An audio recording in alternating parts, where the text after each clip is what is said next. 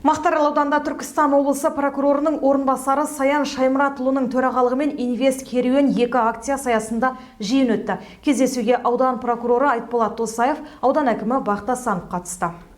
Аудан көлемінде іске асырылып жатқан ірі инвестициялық жобалардың жай-күйін зерделеуге бағытталған басқосуда Саян Шаймұратұлы кәсіпкерлермен тілдесіп, толғандырған сұрақтарына жауап беріп, оларды ашық диалогқа шақырды. Біздің негізгі мақсатымыз бизнесті қолдау, кәсіпкерлердің жұмысын алға жүруіне ықпал жасау.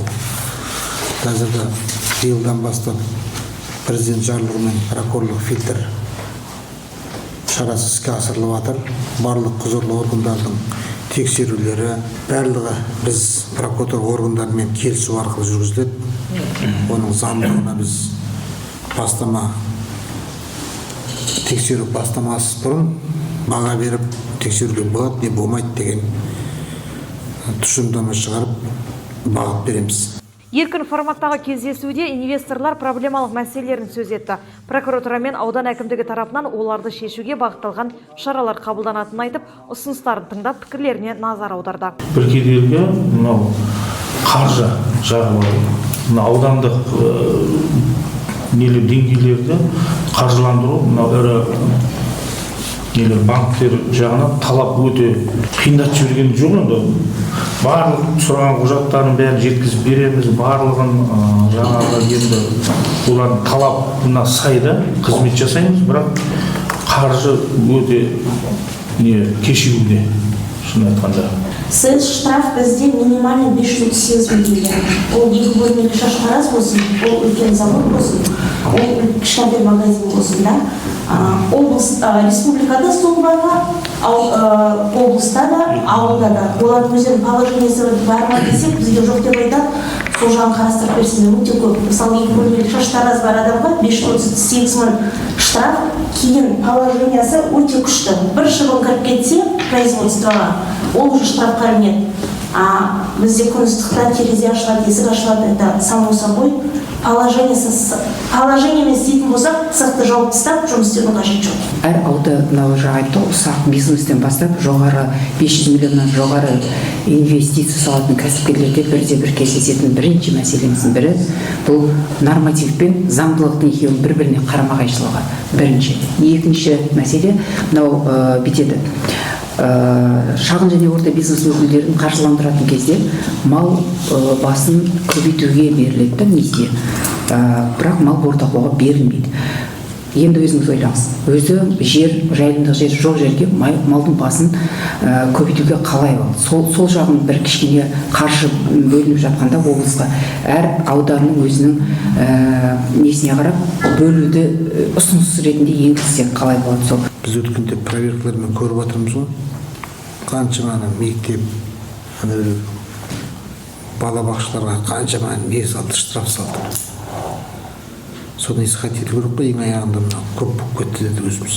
Ары қарай неге өкіметке шығарып, парламентке шығарып, өзгеріс енгізу үшін бізде нақты талдау болу керек. Облыс бойынша оның түбі неге алып келеді, последствия бар ма жоқ па, соған. Бана дұрыс айтып жатыр, әрең бір өкімет субсидиялады, парикмахерші оның жартысы, оның 90% ремонт мен оборудованиесіне кетеді, қалған ақшаны оборотқа саламын жоқ, штрафын төлеймін. Жиын өте аудан кәсіпкерлері үшін өте тиімді. Неге десеңіз, облысқа барып, жол ұзақ қой негізі облысында, және осы жерге келіп, ауданға келіп, көшпелі жиын өткізіп жатқаны өте аудан кәсіпкерлері үшін өте тиімді. Және біз ашық өзіміздің жаңағы кем-кетіктерді, жаңағы кедергілерді бәрін ашық талқыладық.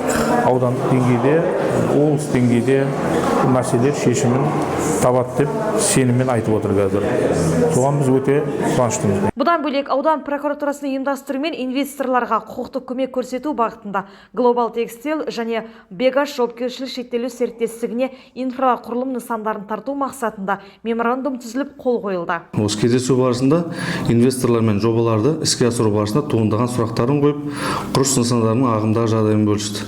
Бұдан бөлек аудан прокуратурасының ұйымдастыруымен инвесторларға құқықтық көмек көрсету бағытында Global Textile және Бегаш жауапкершілігі шектеулі серіктестігіне инфрақұрылым нысандарын тарту мақсатында меморандум түзіліп, қолдар қойылды.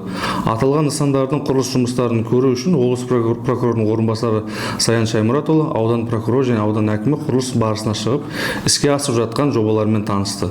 Мемлекет басшысының тапсырмасына сай, бұл бағытта аудан прокуратурасымен сүйемелдеу жұмыстар үнемі жүргізілуде және жобаның іске асырылуы ауданымызда жұмыс орындарының ашылуымен байланысты болып табылады.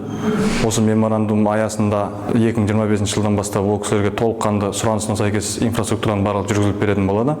Алдағы уақытта осы жергілікті әкімшілік тарапынан тұрақты бақылауға алынып, тиісті жұмыстар атқарылатын болады. Әрине, елдегі кәсіпкерлікті жаппай дамыту мемлекет экономикасына жан беретіні белгілі. Шағын және орта кәсіпкерлікті дамытуды жүзеге асыру арқылы мемлекеттің дамуы да айқындала түседі. Сондықтан мемлекет басшысы әрқашанда кәсіпкерлікті дамытуға барынша қолдау білдіріп келеді. Біз жалпы біздің ауданда шаруа қожалықпен қосқанда 12 мыңға жуық кәсіпкерлер бар. Оның 8 мыңдай шаруа қожалық, оның барлығының егістік жері бар. Одан бөлек 4 мыңы жеке кәсіпкер болып саналады. Оның ішінде 362-сі үлкен кәсіпкерлер, жауапкершілігі шектеулі серіктестік болып саналады. Қалған барлығы ірі майда кәсіпкерлерге жатқызылады. Кәсіпкерлікті дамыту экономиканың драйвері. Қазіргі кезде тұрғындар кәсіпкерлікке бет бұрып, шаруасын дөңгелеткені жөн. Тың бастама, жаңашыл идея арқылы өз ісін бастау керек. Осы ретте кәсіпкерлікке кедергі болмауы тиіс деген жауапты басшылар инвестициялық ахуалға әсерін тигізетін жағымсыз үрдістерді жою мақсатында көмектер көрсетіліп, кедергілер жойылатынын түсіндірді. Клара Шербайқызы, Ғани Оралбайұлы, ақпарат Мақтаарал ауданынан.